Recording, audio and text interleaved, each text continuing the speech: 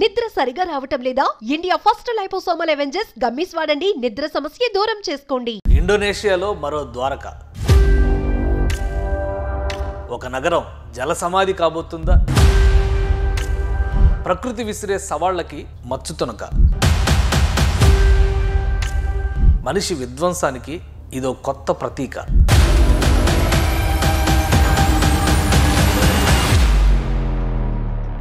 Jakarta సమస్యకి పరిష్కారం ఏంటి? ఇండోనేషియా ప్రభుత్వం ఏం చేస్తోంది? రాజధాని తరలింపు సాధ్యమయ్యే పనేనా? కొత్త రాజధాని మరో జకార్తా అవుతుందా?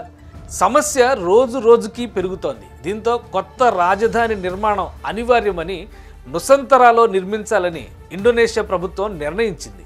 జకార్తాకు ఉత్తరాన 1200 కిలోమీటర్ల దూరంలో కాలిమంతన్ రీజియన్లో నుసంతరా ఉంది. కొత్త రాజధానిని నిర్మించే ప్రాజెక్టుకి దాదాపు $35 బిలియన్ ఖర్చు అవుతుందని 2035 నాటికి ఇది పూర్తి చేసేలా ప్రణాళిక సిద్ధం చేసింది ఇండోనేషియా ప్రభుత్వం.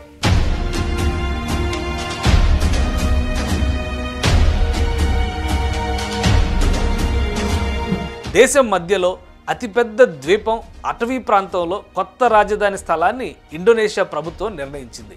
2019లో తొలిసారిగా ఇండోనేషియా అధ్యక్షుడు జోకో విడోడో దీనిపై ప్రకటన చేశారు. 2022 మధ్యలో ఈ ప్రాజెక్టు పనులు ప్రారంభమయ్యాయి.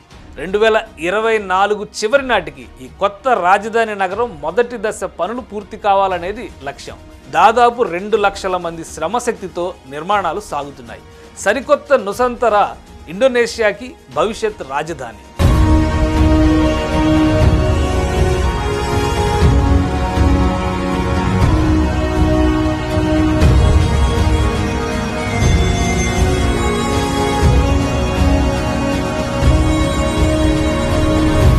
రాజధాని నగరాన్ని తొలి ఇటుక నుంచి నిర్మించుకునే అవకాశం, సామర్థ్యం అన్ని దేశాలకు ఉండదని అధ్యక్షుడు విడోడో నూతన రాజధాని నగరంలో జరిగిన తొలి కేబినెట్ భేటీలోనే ప్రకటించారు. మునక ప్రమాదం ముంచుకొస్తుండటంతో నిర్మాణంలో వేగం పెంచారు.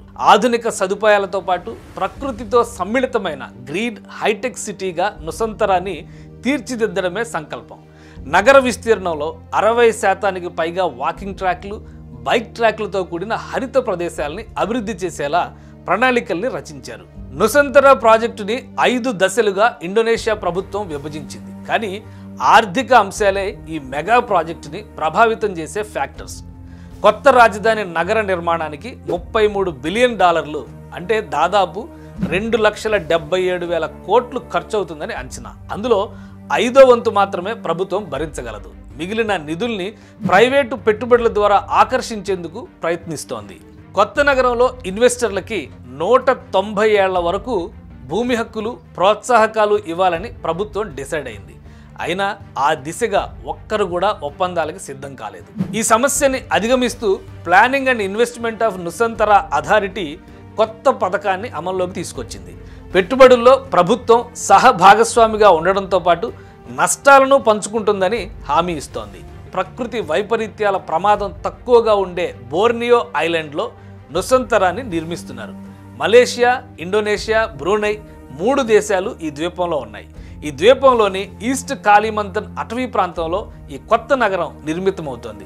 ఇండోనేషియా జాతీయ ఆర్థిక వ్యవస్థలో 60% వాటా అత్యంత జనసాంద్రత జకార్తా నగరం ఉన్న జావా ద్వీపానిదే. ఇప్పటి వరకు అభివృద్ధి అంతా జావా చుట్టూనే కేంద్రీకృతమైంది. అందువల్ల రాజధాని నగరాన్ని జావాకి దూరంగా దేశంలోని మధ్య భాగానికి తరలించడంపై సానుకూల వాతావరణం ఉందని అర్బన్ ఎక్స్పర్ట్స్ అంటున్నారు. ఈ మెగా ప్రాజెక్టు సుమారు 1000 చదరపు మైళ్ల మేర విస్తరించి ఉంది.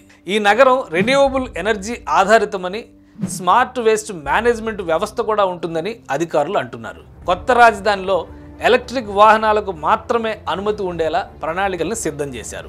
ఇండోనేషియా కంటే ముందే బ్రెజిల్, నైజీరియా వంటి దేశాలు తమ రాజధానిని తరలించాయి.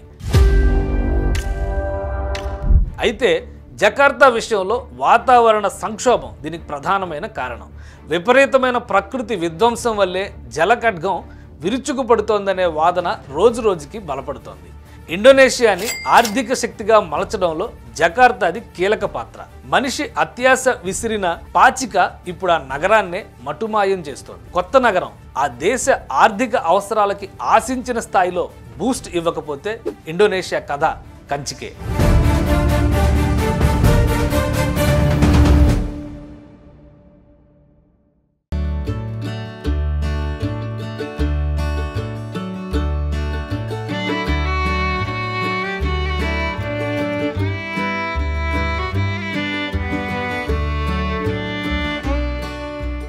సుమన్ టీవీలో మీ పర్సనల్ అండ్ బిజినెస్ ప్రమోషన్స్ కోసం కింది నెంబర్కి కాంటాక్ట్ చేయండి.